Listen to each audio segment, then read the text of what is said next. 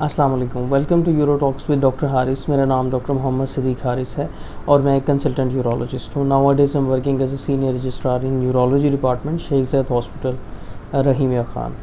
आज हमने जिस इंपॉर्टेंट टॉपिक पे बात करनी है वो है TURP। हरूफ आम में इसे बरमे वाला ऑपरेशन या कैमरे वाला ऑपरेशन कहा जाता है, जो कि गदूद के इलाज के लिए किया जाता है। आज हम इस वीडियो में जानेंगे कि TURP ऑपरेशन क्या होता है और किन किन पेशेंट को TURP ऑपरेशन या बरमे वाला या कैमरे वाले ऑपरेशन की ज़रूरत पड़ सकती है और इस ऑपरेशन की क्या क्या कॉम्प्लिकेशंस हो सकती हैं।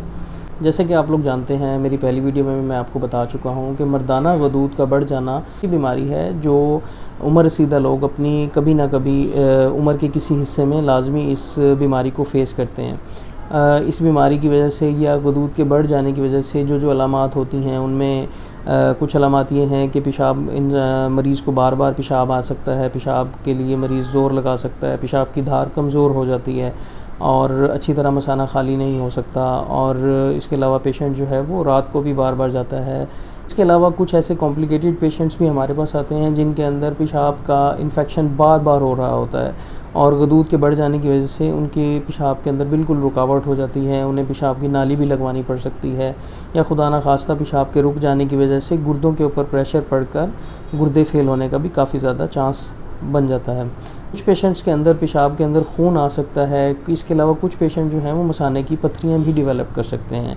इनमें से कुछ अलामात ऐसी हैं जिनके अंदर पेशेंट को डॉक्टर स्ट्रेट अवे सर्जरी के लिए एडवाइस करता है। अदरवाइज़ कुछ ऐसी कंडीशंस होती हैं जो नॉर्मल अनकॉम्प्लिकेटेड केस होते हैं, उनमें मेडिसिन से भी काम चल सकता है। अब जो ऐसे पेशेंट होते हैं जिनके अंदर मेडिसिन फेलियर होती है, जिसमें मेडिसिन की वजह से कोई भी फ़ायदा नहीं हो रहा होता या कोई कॉम्प्लिकेशन हो सकती है, जैसे पेशाब में इन्फेक्शन होना, पेशाब में खून आना, मसाने में पथरी पड़ जाना, बार बार पेशाब की रुकावट होना, ये सारी ऐसी चीज़ें हैं जिसमें डॉक्टर आपको सजेस्ट करता है कि आप अपने गदूद का ऑपरेशन करा लें। अक्सर पेशेंट का ये सवाल होता है कि गदूद के ऑपरेशन के लिए कौन सा ऑपरेशन बेहतर साबित होता है।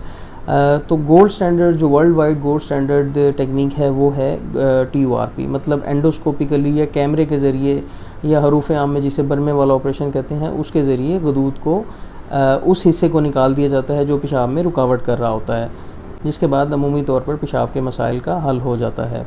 ये जान लेते हैं कि बरमे वाला ऑपरेशन क्या होता है। बरमे वाला ऑपरेशन बेसिकली एक एंडोस्कोपिक ऑपरेशन है जिसमें मैं अगर आपको दिखाता चलूँ, ये एक ऐसा इंस्ट्रूमेंट है जिसको हम TURP रिसेक्टोस्कोप कहते हैं। इसके साथ हम अपना कैमरा लगाते हैं और इसके बाद इसको हम पेशाब की नाली के अंदर इंट्रोड्यूस करते हैं। पेशाब की नाली को इंट्रोड्यूस करने के बाद हम मसाने को अच्छी तरह देखते हैं और गदूद का जायज़ा लेते हैं।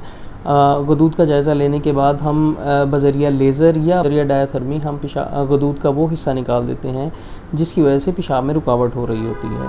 जैसे कि आप वीडियो में देख सकते हैं, यहाँ पे हम TURP परफॉर्म कर रहे हैं और जो प्रोस्टेट का हिस्सा है जो ऑब्स्ट्रक्ट कर रहा है उसको थोड़ा थोड़ा करके जैसे शेव ऑफ करके छोटी छोटी चिप्स के ज़रिए हम इसको काट देते हैं। बाद में ये चिप्स मसाने में चली जाती हैं या पेशाब की थैली में चली जाती हैं, जिसको हम अच्छी तरह वॉश कर लेते हैं।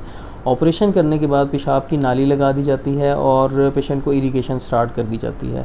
1 से 2 दिन के बाद पेशाब की नाली निकाल दी जाती है और मरीज़ जो है वो बड़े अच्छे तरीके से खुद पेशाब करता है और जो उसके पेशाब के पुराने मसाइल होते हैं वो हल हो चुके होते हैं। बताता चलूँ कि जैसे हर ऑपरेशन की कॉम्प्लिकेशन होती हैं, इसी तरह TURP की भी कॉम्प्लिकेशन होती हैं। ऑपरेशन के बाद जो पेशेंट कुछ कॉम्प्लिकेशंस का भी सामना करना पड़ सकता है, जैसे कि पेशाब का बार बार आना और पेशाब का इन्फेक्शन हो जाना, पेशाब में रुकावट हो जाना, पेशाब के अंदर कोई लोथड़ा फंस जाना या फिर कोई प्रोस्टेट का छोटी सी चिप फंस जाना जिसकी वजह से पेशाब बंद हो सकता है।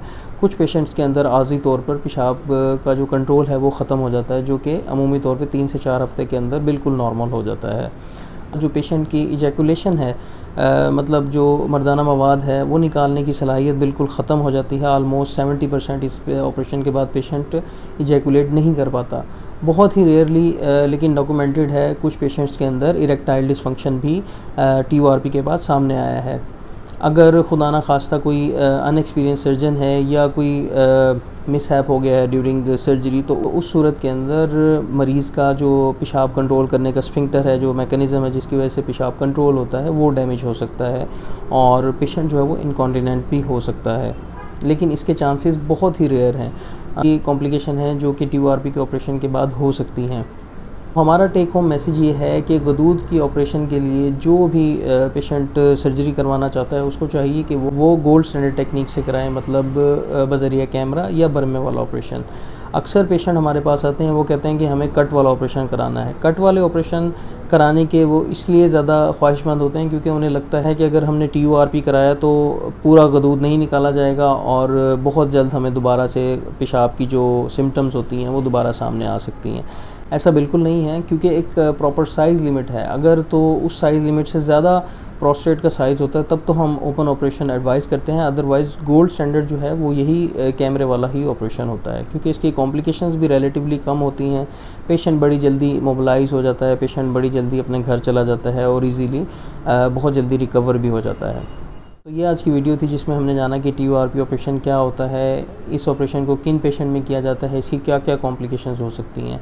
मैं उम्मीद करता हूँ आपको वीडियो पसंद आई होगी और इसी तरह हेल्थ से रिलेटेड कंटेंट देखने के लिए मेरे चैनल को सब्सक्राइब करें। अपना बहुत ख्याल रखें, दुआ में याद रखें। अल्लाह हाफ़िज़।